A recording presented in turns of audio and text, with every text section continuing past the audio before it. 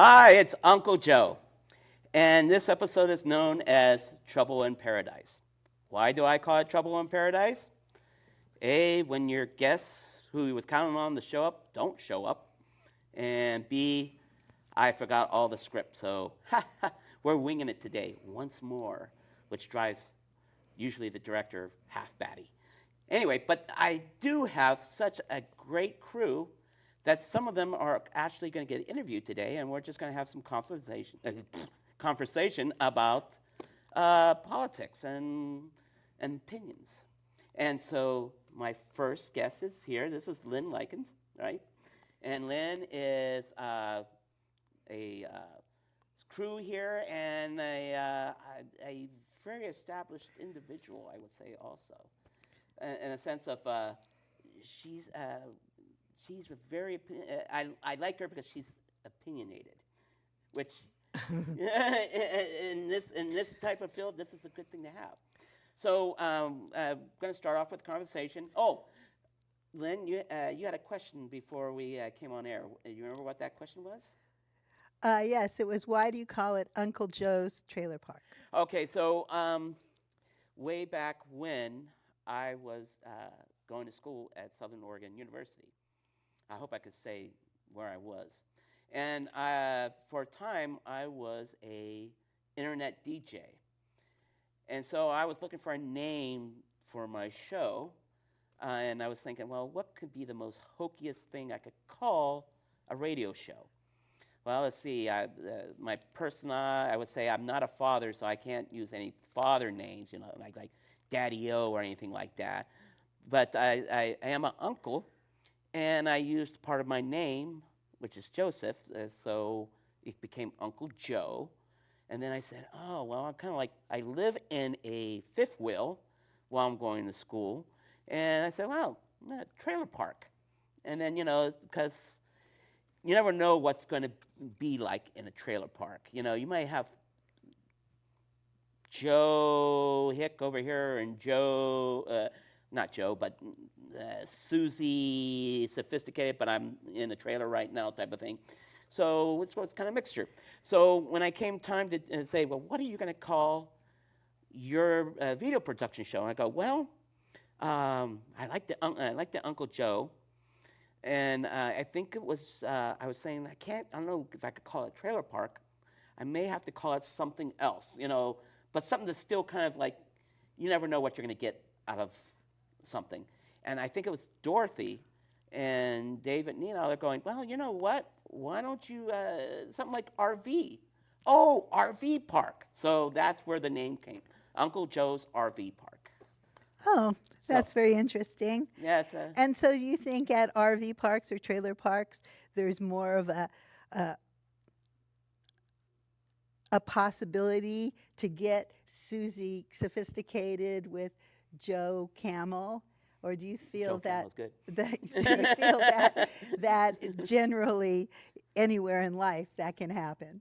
Well, I mean, you never know who or what is in these type of communities, and so Come those communities are different than, let's say, my community or where our camera person lives, her community. I'm not understanding the oh, distinction. I don't know.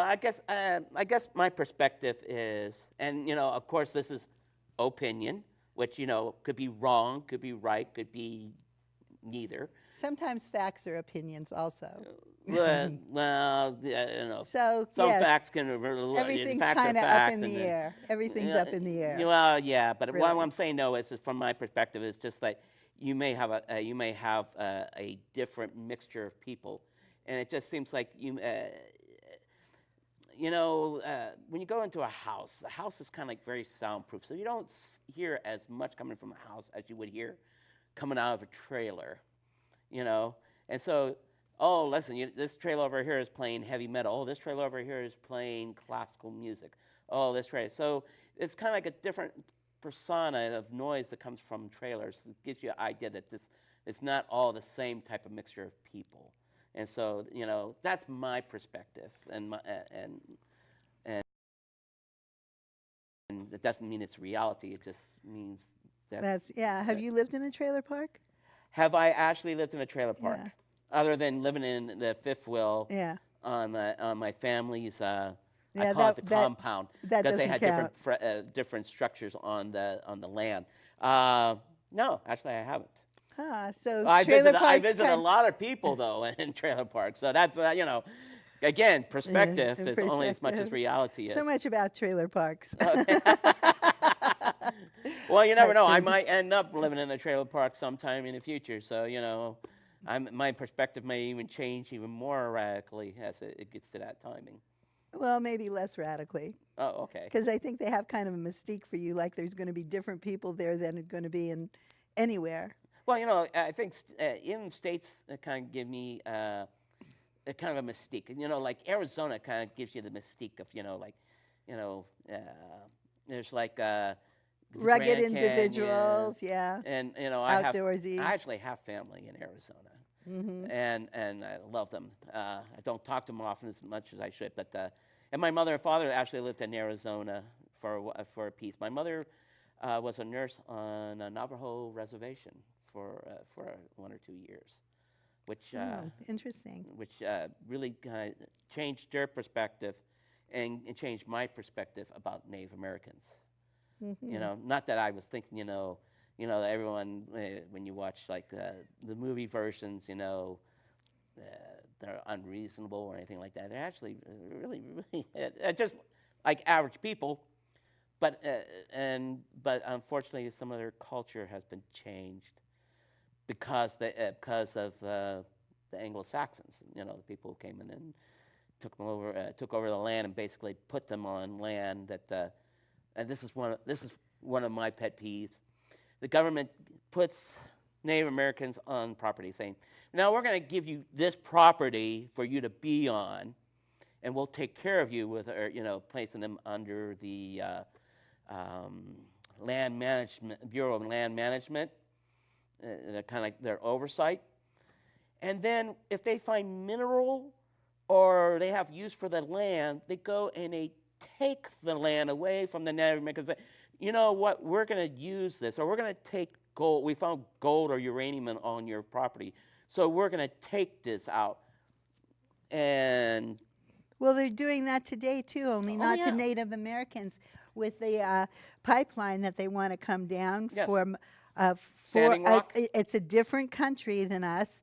That pipeline is going to go through Oregon, through people's land. They want to take their land away for a private company, and then ship that oil or that natural gas to another country. They Yes, just want to endanger all our land and our sanctity of owning oh our yeah, land in our home, and so how they're treating the American Indians, Native Americans, is no different than how they treat any of us if they can get away with it. Now they are getting away with it with pretty much, but people are standing up. I feel every day more and more people are being awakened to the fact that without our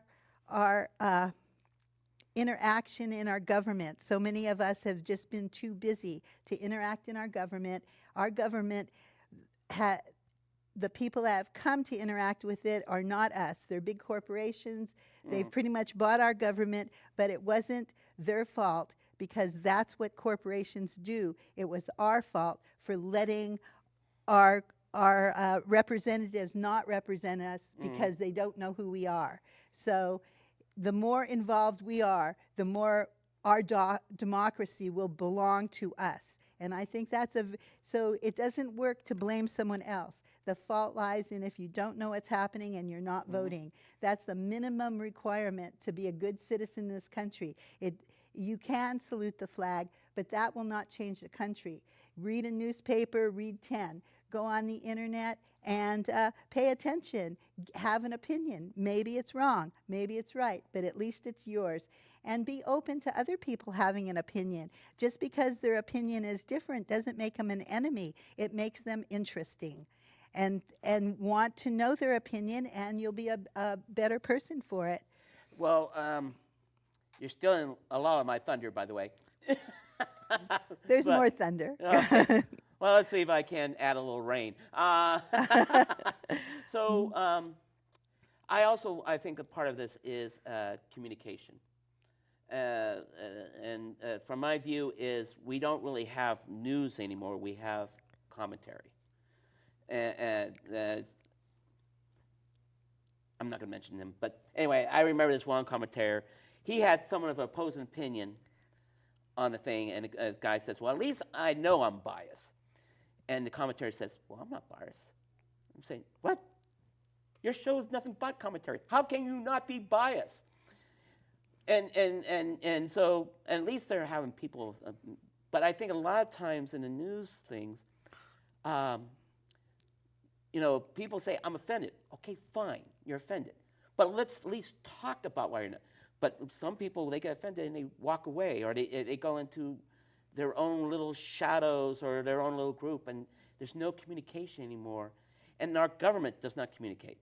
We have a president who definitely does not communicate, except through his tweets. And then we have a Congress, who, like you said, a lot of them, like the Republicans, I have to say, I feel they are nothing but corporated tools. I don't really like to divide them that way. I feel that there's a lot of people in Congress, in our legislature, that have taken money to sway their opinion. Right. And I don't feel that really is a right or left issue. That is a corrupt versus ethical thing and that issue. And that I know many people that are Republicans, and yet I value them and respect them because they are ethical people. So you can have a different opinion and still be an ethical person. And it's just a different understanding. And that's why it would be so important for us to get together and talk together and see the light in each other instead of so many people just want to start off with not liking. I don't like anything you're saying. They instead of trying to find what that other person is saying that they are with, that they can understand and humanize that person. And I think that's really important. I think in this nation, if we're going to go to a better world, we really have to learn how to talk together. No, like I was saying, communication. Yeah, But absolutely. But when I look at who voted for, say, the Standing Rock, it was Republicans, and Obama was going to sign off, and I really appreciate Obama saying when he looked at it a second, he backed off it. He says, "No, I'm not going to sign for this to go through." Of course, Trump came in, and it was just like a blank check. Standing Rock, you're gone.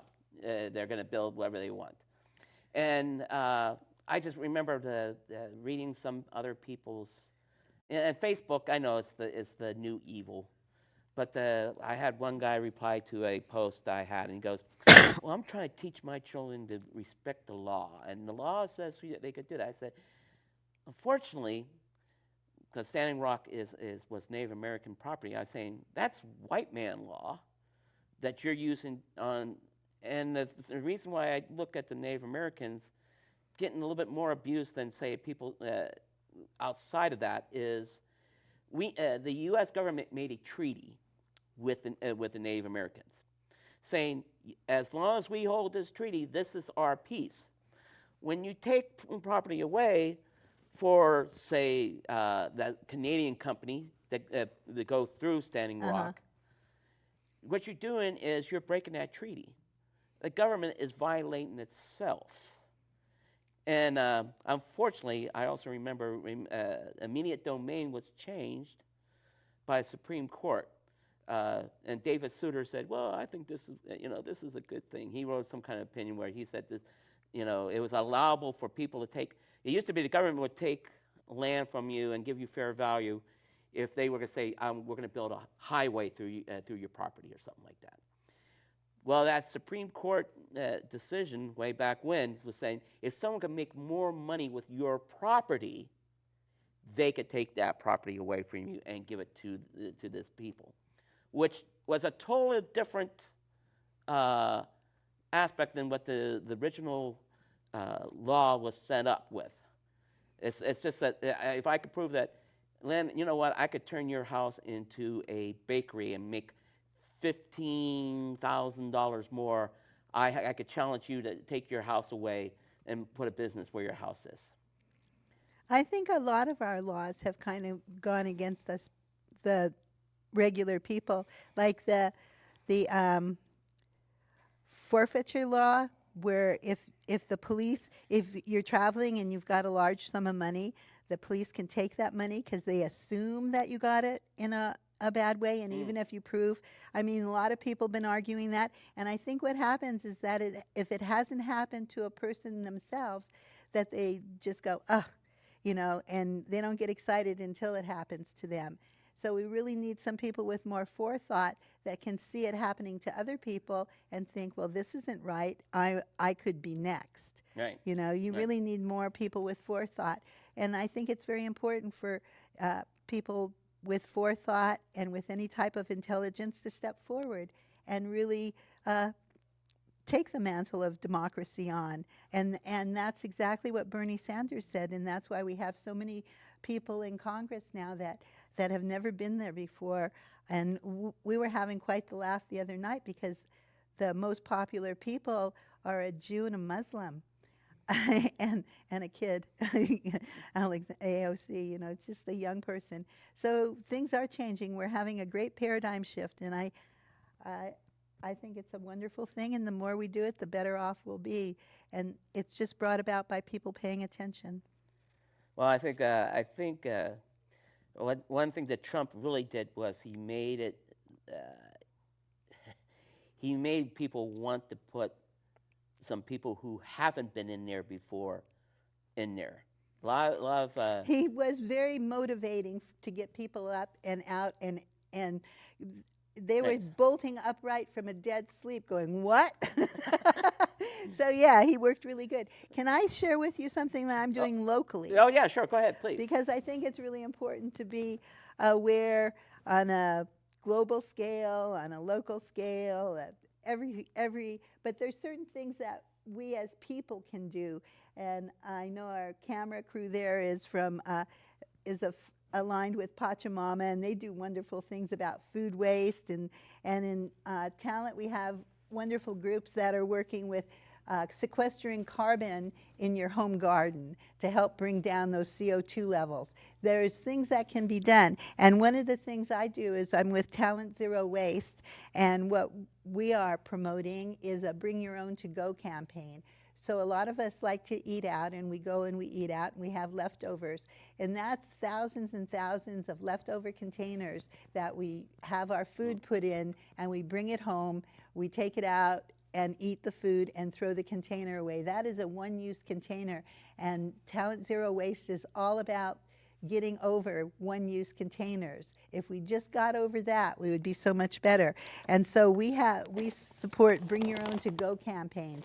And what I have here is something that I actually bought online. You can also do it with just a mason jar or containers you have at home. But I went out and I bought these just because they were cute. And so when I go to a restaurant, I can take this, and then when I have leftovers, I don't need their single use. This has three, I can take it home myself and never use another takeout container again. And of course, I always have my cup. That's very handy. But I also have, and this is another campaign we're doing in Talent. This is on the way, and this is actually a pilot project that's happening at the downtown coffee shop, and it's called May the Fork Be With You. And at the downtown coffee shop, if you're getting a to-go, they will ask you if you want to have the one-time plastic fork that you'll use for a moment, and then it'll hang around on the earth for another 1,000 years doing bad things. Or you could just buy a fork from them for $0.25. And if you carry your own utensils, then you never have to use plastic again. And I was going to throw my straw in here. I also have a straw. But and this is easy to do. It's just like the grocery bags. Once you get accustomed to it, there it is. It's just in your car, and you go in the restaurant. You remember to bring your containers in. And they also have this other cute little thing on this size. She carries a lot of props. And this is adorable, too. Same thing. And on, I believe it's May 4th, on in Talent, we're having a recycle day, and that. So stay tuned and get all that information. So there's things that people are doing right in their towns, and it's very important to be part of the solution and not the problem. Right. So you heard about the joke that about plastic. It says that plastic does break down. We're just impatient. Dum. Okay. Anyway, I guess that was not light enough. Well, don't lose your day job.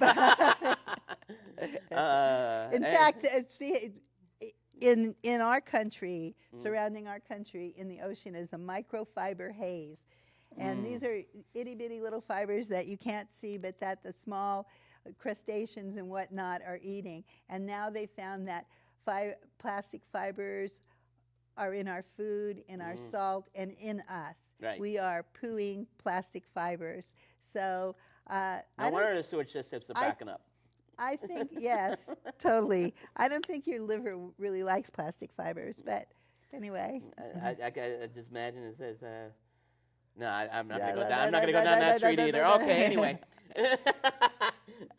It is supposed to be somewhat a sociable show. Anyway, okay, I appreciate the talk about that because actually, it's amazing is the way I felt about take-home containers is if I could use them one more time, I figure I'm getting more money out of my my dinner and saying, oh look, I'm using this, I'm kind of getting more money out. So yeah, sometimes I use it about 2 or 3 times before I chuck it away.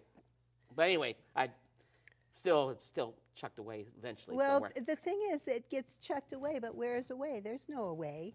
There's no away. Can I tell you my plan? I think about stuff. I say, yes. See, I think we could rebuild NASA.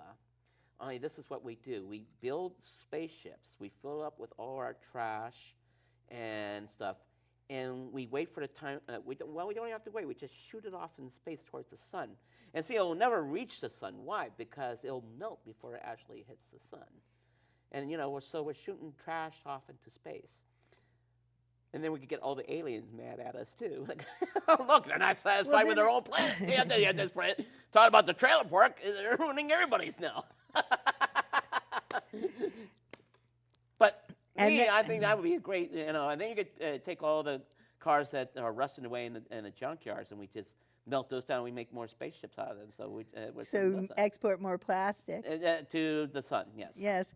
Well, since nothing's ever created or destroyed, that means when it ignites and vaporizes, those molecules are going into space. So maybe in trillions and trillions of years from now, we'll be space cloud. Yes, we'll be discovered as a rare element. Plastic is a rare element. Okay, all right. In space. So let's see. And it's really just a smudge of where we hit the wall. Just a smudge.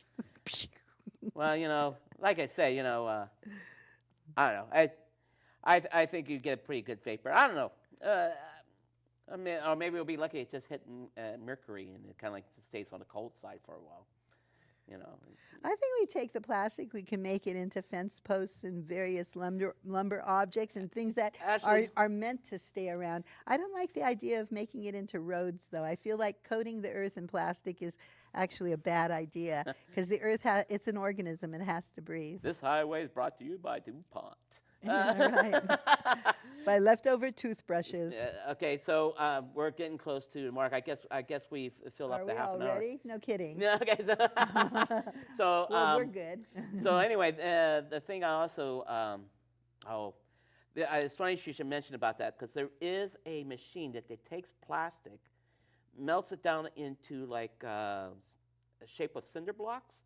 Then you put a coating of concrete on it, and then you could build houses out of it.